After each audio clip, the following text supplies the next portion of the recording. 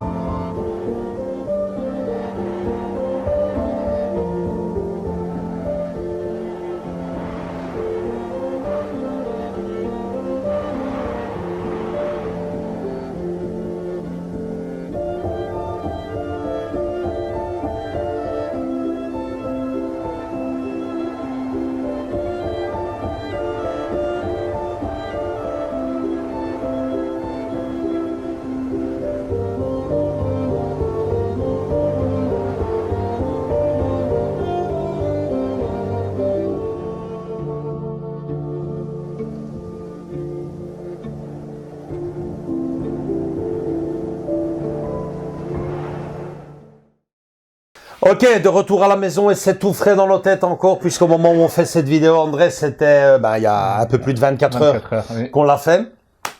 Alors, savoir déjà que cette expo est déjà passée chez vous, les amis. Je dis chez vous parce que on a un grand nombre d'abonnés, la grande majorité. La moitié, les amis. La moitié de nos abonnés sont français, le reste, c'est le reste du monde. Et donc bon, ils sont déjà passés, donc je ne sais pas si c'est sur Paris, mais je pense qu'ils étaient passés, sur Paris, oui. ils étaient passés sur Paris. Et avant ça, ils avaient été à Madrid ou Barcelone. Je pense que c'était Madrid. Il y avait à boire et à manger dans les commentaires de ces deux pays. En tout cas, l'expo ne faisait pas l'unanimité. Il y avait. En tout cas, en France, non, pas du tout. C'était mauvaise pub même. Ouais. En tout cas, de mon côté, ça m'avait un peu freiné, puisqu'on a eu beaucoup de retours un peu, non, c'est nul, nanani, nanana. Mais, c'est vrai, au début que je t'en ai parlé, tu hésitais carrément à aller la voir tellement tu avais entendu du mauvais là-dessus. Mais bon, on s'est dit, tant qu'à faire, on est en congé, période scolaire, les petits avantages de travailler dans une école. J'en reviens à chaque fois avec la même phrase toutes les années. C'est comme ça, sinon on ne savait rien faire, les amis. Hein. Ouais, et bon, on a été parce que le prix est un plus. Donc 22 €, c'est ça? 22 € les amis. Attention, en formule régulière. Ouais. Alors, il y a deux possibilités de voir cette expo. L'une, comme lui et moi et sa copine Hello l'avons faite, donc avec les tickets réguliers. Et l'autre possibilité est de la faire en formule premium. Mais est-ce qu'il y a vraiment la possibilité de la faire? Parce que les tickets sont introuvables. En ligne, en tout cas, c'est impossible. Il y a plus rien. Et je regardais des vidéos sur l'expo à l'époque en France et ils avaient exactement le même problème avec ces tickets premium. Pas moyen de les avoir. Je sais pas comment est-ce qu'on arrive à l'obtenir, puisque nous-mêmes, lors de la sortie, un jour après, de la sortie de pouvoir acheter les tickets, il y en avait plus. Tu te rappelles, on était à l'école, on cherchait et on voyait qu'il y avait déjà plus. La première semaine, les premiers jours, il y avait déjà plus de tickets premium. Donc comment les obtenir? Ou est-ce qu'il y avait moyen de les obtenir? Un gros point d'interrogation là. Pour les organisateurs. Et il y a carrément pas moyen de les trouver, même jusqu'au 4 février que conclut. Non, il y a rien. T'as un calendrier. Vous avez à côté, vous avez un calendrier. Et en fait, quand c'est disponible, c'est en vert, et quand c'est plus disponible, c'est en gris. Il y en a plus jusqu'à la fin de l'expo. Tout est parti. Quelle est la différence entre les deux? Vous me direz, vous avez la possibilité avec le ticket premium de faire le fameux labyrinthe une deuxième fois, question d'être sûr d'avoir tout vu. De rien rater. Et vous recevez un pack aussi de bienvenue avec des petits souvenirs. Je ne sais pas, ça ne va pas jusqu'au t-shirt, mais je pense qu'il y a une affiche. Une affiche sur l'affiche de l'expo. Comme dans tous les trucs qu'ils font. Donc moi, perso, si vous me connaissez un peu, je dis ça sent un peu l'arnaque avec toutes ces histoires. Je ne suis pas sûr que en faisant 2 fois le tour, on voit des choses en plus ou beaucoup plus. Mais de toute façon, on n'avait pas le choix. En regardant quelques amis youtubeurs dans leurs vidéos en France, il me semble que c'est la même chose. Effectivement, on en voit un peu plus avec l'option premium, mais vraiment un tout petit peu plus. Après, quand on vous dira ce qu'est ce petit plus, on le mettra à la fin. Ouais, on le mettra à la fin. Donc voilà, pour l'expo en elle-même, version régulière, qu'est-ce que ça donne? Je pense que tous les trois, puisque je viens de vous le dire, Hello était là aussi. Ça, en gros, ça nous a assez bien plu. Oui, c'était très très bien même. Cette expo, comme tu dis, immersive, interactive, je sais pas comment l'appeler, mais en tout cas, c'est génial. Ces effets de lumière. On va en reparler tout de suite de ces fameuses immersions dans les expos et les musées qui semblent envahir en tout cas Bruxelles. Mais très chouette. Mais bon, visuellement, effectivement, très chouette. Il ne faut pas s'attendre, si vous êtes fan pur et dur de Tim Burton, que vous connaissez quelque part le génial réalisateur à travers des bouquins que vous ayez lus ou des anecdotes ou des vidéos, vous n'allez pas en apprendre beaucoup plus dans cette expo. Tout est vraiment focalisé sur le tape à l'œil, j'ai envie de dire. C'est à chaque fois des portes qu'il faut le souligner sans spoiler, mais bon, c'est question de vous mettre aussi de vous prévenir et de bien faire les choses. Des portes qui sont, Andrés, à 80, plus de 80% communicantes les unes des autres. C'est-à-dire que vous avez 3 portes, vous ouvrez la une et vous êtes dans une grande pièce. Ou parfois vous avez que 2 portes, vous ouvrez la porte 1 et 2, bah c'est les mêmes portes. C'est les mêmes portes. C'est marrant quoi. C'est des portes communicantes. Ouais. Après, vous verrez qu'elles ne le sont pas toutes. Ça, c'est pour la fin de la vidéo. Et donc, c'est vrai que à partir du moment où vous ouvrez une porte et que vous rentrez dans une pièce, celle-ci est féerique. Hein. C'est un autre monde. Ouais, c'est un autre monde. Ouais. Ouais. Dans la majorité des cas, vous venez de voir la vidéo, on en prend plein la tronche pour pas un rond. Visuellement, c'est très beau, c'est un très beau travail. C'est très bien fait. Et puis le côté immersif fonctionne à merveille. Se marie bien. Ouais, notamment sur Frankenweenie. Frankenweenie, c'est pour moi, ouais, c'était beau. Si c'est pas l'une des plus belles que j'ai vues. C'est pas parce qu'on l'a vu il y a pas si longtemps, c'est parce que tu te retrouves dans le noir et blanc, quoi. C'est carrément, on dirait que tu entres dans la pellicule. Oh ouais, et la pluie est super bien faite, l'orage. Ah, vous l'avez vu, j'ai filmé comme on peut, puisqu'on était dans le nord pour la plupart, mais j'ai vu, c'est pas mal dans ce que vous allez voir. Et si vous y allez, profitez-en. Vous pouvez rester. Enfin, en tout cas, c'est ce qu'ils nous ont dit. Bon. 2-3 heures si vous voulez. Vous pouvez rester autant de temps. En gros, franchement, je pense que cette expo, vous la faites en prenant un peu de temps, en moins d'1 heure. Ça, c'est d'office parce que bon, on a un peu traîné. Hein. Oui, on a peu de temps. On a aussi un peu triché, mais c'est pour vous qu'on l'a fait, hein, pour être sûr que qu'on rate rien de spécial. Et donc, une grosse 40aine de minutes. En gros, c'est vachement bien fait. Et c'est surtout destiné, je pense, à un public plus jeune. On en vient donc à cette fameuse immersion qui envahit tous les expos, manifestement. Il y en a eu une ici dernièrement de Van Gogh, je ne l'ai pas vue. Mais c'était aussi avec cette...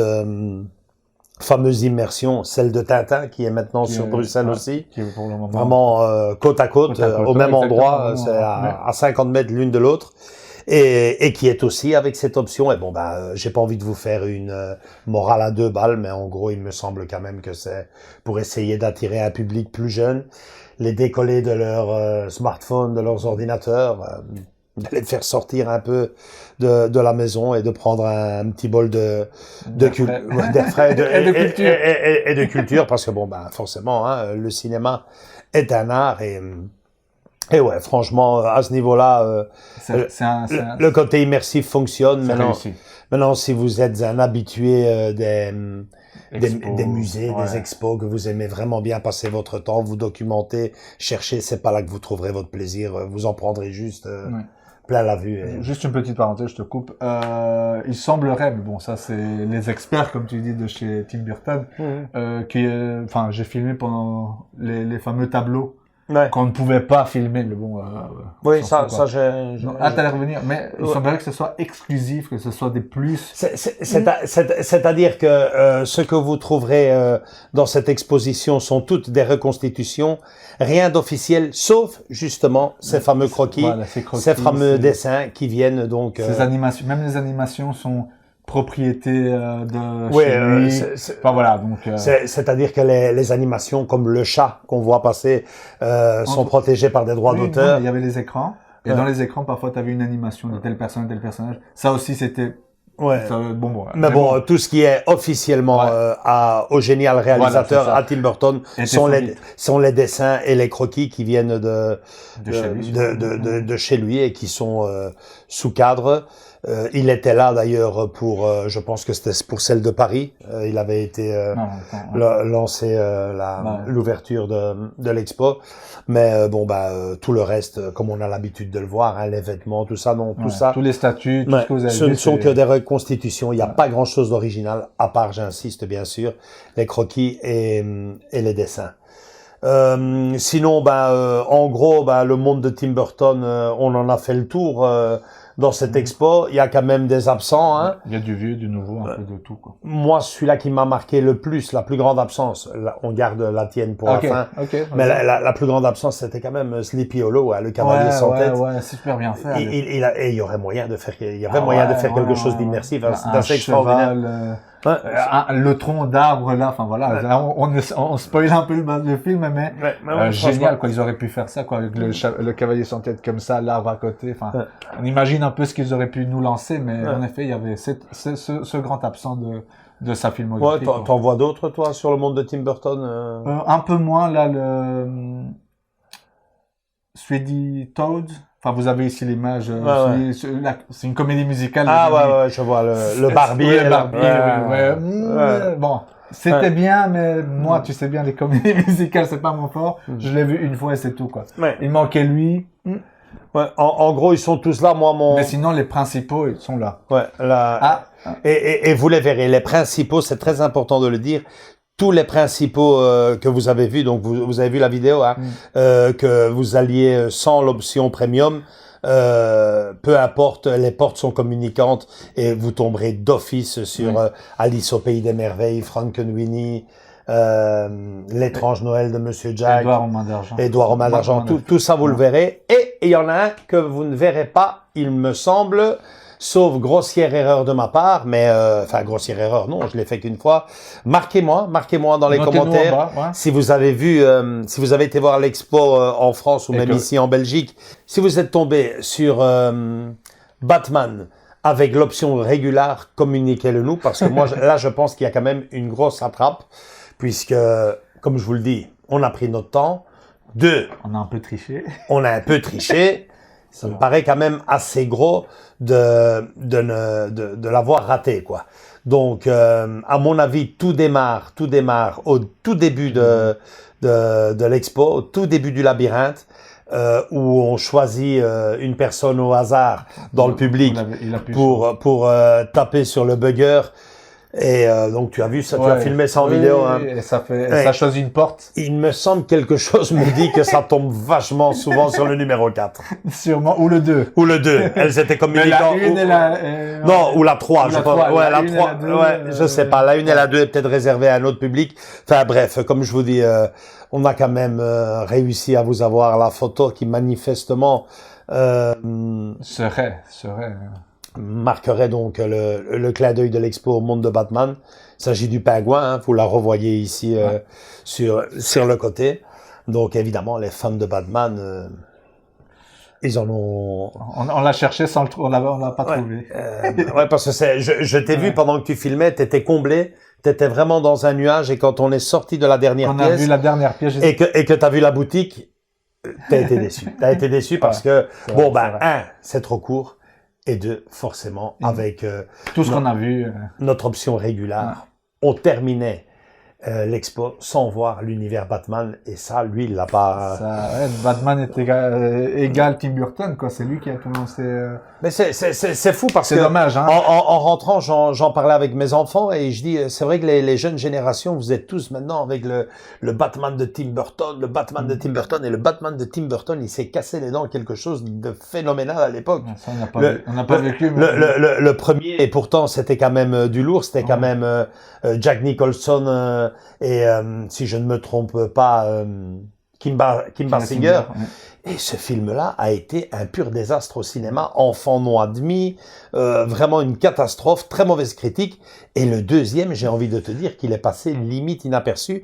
Et là, maintenant, on est tous avec le pingouin. Ben, je comprends pas très bien. Le Joker, Michel, ouais, non, mais ça, toute la saga de Batman jusqu'au Begin, il n'y avait que ça, hein. On a eu George Clooney, on a eu Val Kilmer, on a eu Nicole Kidman, on a eu Arnold Schwarzenegger, on a eu Jack Nicholson, Uma Thurman, et c'était considéré comme des navets. Tous, sans exception, et maintenant ils sont tous là. Oh, mais il y a le pingouin, je comprends pas. Mais bon, tant mieux, hein, tant mieux. Mais bon, voilà, moi, franchement, il m'a pas manqué plus que ça. Je pense que dans l'univers de Tim Burton, Batman, pour moi, ne vient pas au sommet. Franchement, c'est comme La planète des singes, hein, de Tim Burton aussi. Ce film-là, il est passé vraiment. Ce film-là n'a pas fonctionné. Donc voilà. C'est une grosse différence. Celui-là, il vient après les années 2000, tu vois. Nous, on a vécu, on a vu on a vécu ça. C'est peut-être cet effet-là que tu as, toi, vis-à-vis du réalisateur, quoi. Quand j'ai vu ça, La planète des singes, j'ai dit, mais enfin, qu'est-ce que c'est que ça? Moi, quand on me parle de Batman, de l'univers de Batman. Si on doit donner un nom d'un réalisateur là-dessus, c'est Christopher Nolan. Pour moi, c'est ça. C'est sûrement pas Tim Burton. Et si on doit donner une image du monde de Batman, ben forcément c'est la quantité de stars qui ont porté des costumes, en veux-tu en voilà, les costumes, on vient de les citer là tantôt. Mais franchement, Tim Burton pour moi c'est oui bien sûr le premier et le deuxième, mais j'insiste, j'étais là, je les ai vus et ceux de ma génération ne me contrediront pas. Le premier avait été considéré comme un navet et littéralement explosé par la presse. Et le deuxième, qui n'était pas mauvais, ben, je pense que beaucoup d'entre nous l'ont découvert à travers les vidéoclubs. Ouais, parce que ça donnait pas vraiment envie. Et puis le reste, de nouveau. Et pourtant, il y avait Jim Carrey, Tommy Lee Jones. Tu t'imagines Après, je veux dire. Ah ouais, après, non, c'était l'image. Pour moi, c'est le réalisateur de Batman. S'il faut donner un réalisateur, c'est Christopher Nolan. Et l'image, c'est toute cette pléiade de stars qui ont endossé. Le costume de la chauve-souris. Ouais, de la chauve-souris et des autres antagonistes. Ouais, exactement. Donc voilà. En tout cas, l'expo magnifique. On recommence. Mon petit coup de cœur. Toi, ton coup de cœur. On va faire un petit. Pour moi, Ici, vous avez la vidéo de sa salle préférée. 1, 2, 3. Moi, ma salle préférée a quand même été Frankenweenie. J'ai beaucoup aimé. Franchement, cette façon de se retrouver. J'ai vraiment eu l'impression de me retrouver dans le film. Et j'ai aussi aimé Alice au Pays des Merveilles, ces champignons lumineux. Pas Édouard aux mains d'argent. Édouard aux mains d'argent était très beau. Tout était beau en fait. Était très beau, mais ils avaient pas fait la belle déco autour. C'est ça, c'est dommage. Non, on voyait les murs. Ils ont juste mis 2 statues, quoi. Ils auraient dû mettre la neige, la glace. Exactement. Mais enfin, je sais pas si vous l'avez vu ou je vous le mets de côté. Par terre, il y avait un effet de neige en fait qui soufflait. Enfin bref. C'était léger. Mais c'est vrai que la version Frankenweenie était très top. Les noces funèbres étaient très belles aussi. Avec cette robe de mariée qui flottait. Non, c'était... Non, franchement, en gros, on peut que vous conseiller d'aller la voir et d'aller la voir avec vos enfants, voire même vos petits-enfants, parce que comme on vient de vous l'expliquer, c'est immersif. Il n'y a pas beaucoup... à lire et à se documenter. Non, beaucoup à voir, à regarder. C'est vraiment à rentrer et à se retrouver. Et à se remémorer des films. Exactement. Et en plus de ça, très important, le prix est plutôt... Parce que c'est vrai qu'on dit, oui, mais il manque ci, il manque ça. Oui, mais c'est 22 €. Et franchement, 22 € en 2023, on fait pas grand-chose. Donc franchement, c'est... En gros, moi, j'ai envie de lui donner si je devrais la coter, un petit 7 sur 10. 7. Moi, un peu plus, 8. C'est bien. Visuellement, ça m'a beaucoup plu. Chaque maison, je dis, chaque pièce était hyper bien faite et les personnages qu'ils utilisaient, c'était pas de la taille réelle, c'était plus que de la taille réelle. Ils étaient immenses, quoi. Ils étaient immenses. J'avais même du mal un peu à filmer. Vous le voyez bien dans les vidéos. C'est vraiment. Donc, j'aurais bien aimé en emporter une. Avant de conclure, un petit mot quand même sur la boutique. La boutique, vous l'avez vu. Chouette boutique. On laisse toujours une petite critique sur la boutique. Nous qui sommes collectionneurs. Il y avait une belle petite pièce. On vous la laisse là en photo. Moi, j'ai plus de place. J'ai plus de place pour ce genre de petits bibelots, comme on dit. Si c'est pour l'avoir caché au milieu de grandes pièces. Mais très belle, très belle, très bien finie, très belle finition, vous le voyez, et à 80 €. Donc ça reste quand même, c'était pas de la résine, mais ça a fait le taf. Pour 80 €, t'auras pas de la résine. Non, c'est clair. Vraiment assez sympa, des t-shirts, des cadres, j'ai entendu qu'il y avait certaines personnes qui se plaignaient. Du fait qu'il y aurait des cartes postales il y en avait plus. dessinées par Tim Burton. Par Tim Burton, bon, pas l'original. Oui, des copies, des reproductions. Mais il semblerait qu'ils soient déjà en rupture de stock. C'est dommage. Je sais pas. Et l'expo a commencé il y a 1 mois à Bruxelles. et il y aurait déjà certaines pièces qui sont en rupture de stock. Donc tout ça pour vous dire que ça marche. Et c'est vrai que il faut dire que Tim Burton, on va conclure par ça, Tim Burton a quand même pas mal de fans ici à Bruxelles. Je l'ai vu à travers cette expo, 10 h du matin et déjà une belle file. Je dis c'est pas vrai, on est reparti pour les files. Petit clin d'œil à Sophie Marceau. Mais et même je l'avais vu aussi avec le concert de Danny Elfman. Hein, sur le monde de Tim Burton, Aussi. même chose, la salle comble et les gens qui venaient mode cosplayer. Même ici, hein, sur l'expo, il y en avait certains qui étaient... Établi à haut thème, noir et blanc.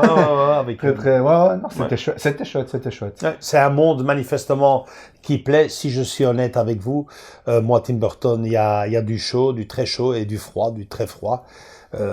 C'est pas, je suis pas fan. On n'est pas des fans hardcore comme on dit. Ouais, je suis pas fan de tous ces films, mais je dois bien reconnaître qu'il y en a certains qui nous ont marqué. Tiens, à ce sujet, même dans une école, on a déjà passé du Tim Burton, hein, puisque on a passé Frankenweenie, magnifique. Qui a beaucoup plu. Superbe représentation dans l'expo. Et on avait fait Dumbo, qui n'est pas représenté. Ah oui, voilà, justement. on a oublié Dumbo. Dommage. Mais bon, peut-être que comme ça appartient à Disney, tout appartient à peu près à Disney maintenant. Ouais, c'est dommage, ils auraient pu faire un petit éléphant animatronique. Voilà. Et bon, bref. Bon, bah les amis, c'est tout pour cette vidéo, Andrés. Oui, très très content d'avoir été à cette expo, pas du tout déçu. Donc 7 sur 10 et 8 sur 10. Franchement, ça veut dire que s'il y a moyen, si vous êtes sur Bruxelles, elle est là jusqu'au 4 février, c'est ça? Exactement, c'est ce que du moins les dates officielles. Plus si ça prolonge. Plus si affinité. Voilà, c'est ça. Et si vous êtes français, vous avez déjà eu l'occasion d'aller le voir et je sais que certains d'entre vous dans le groupe ont déjà été voir aussi. Commentez votre pièce préférée et de ce que vous avez pensé de cette expo, quoi. Ouais, c'est chouette en tout cas de se faire chaque année comme ça quelques expos. Ouais, quelques expos. Je dis là on voit donc et après ça je conclus mais on voit vraiment ce qu'on voulait dire les expos qui débarquent pour le moment en tout cas ici sur Bruxelles avec le côté immersif et les expos classiques de toujours. Un exemple il y a quelques mois maintenant, celle de Romy Schneider, où on voyait des robes ayant appartenu à la diva, des avec lettres, des photos, ou quand on avait été voir Bourville. Pareil. Tout cela... ça change. C'est un autre... On dirait que c'est assez... Manifestement, ils veulent faire sortir les jeunes, que les jeunes s'intéressent un peu plus, et on peut pas leur donner tout à fait tort non plus. Non, c'est bien... Enfin, je dis, c'est bien réfléchi, bien joué, quoi. C'est ça aussi, quoi. Faudrait pas non plus qu'il y ait plus que ça maintenant dans les expos, parce que si on commence à faire même du Van Gogh là-dedans... Ouais, c'est vrai, ça aussi. Le Tintin de Hergé. Et le Tintin d'Hergé aussi. Qui n'en a pas vraiment besoin. Moi, je n'ai pas encore été, et justement, à ce sujet, non, on ne va justement pas y aller parce qu'il n'y aurait que de la BD, ça se fait... Ah, il n'y a pas de version cinéma, version animation? Non. Et moi, franchement, si j'ai à choisir, je pense que j'irai plutôt voir le musée Hergé plutôt que cette expo, parce que si c'est pour me retrouver de nouveau dans des très belles pièces, certes, comme on voit dans les pubs, le trésor de Rackham le Rouge. Vous avez là.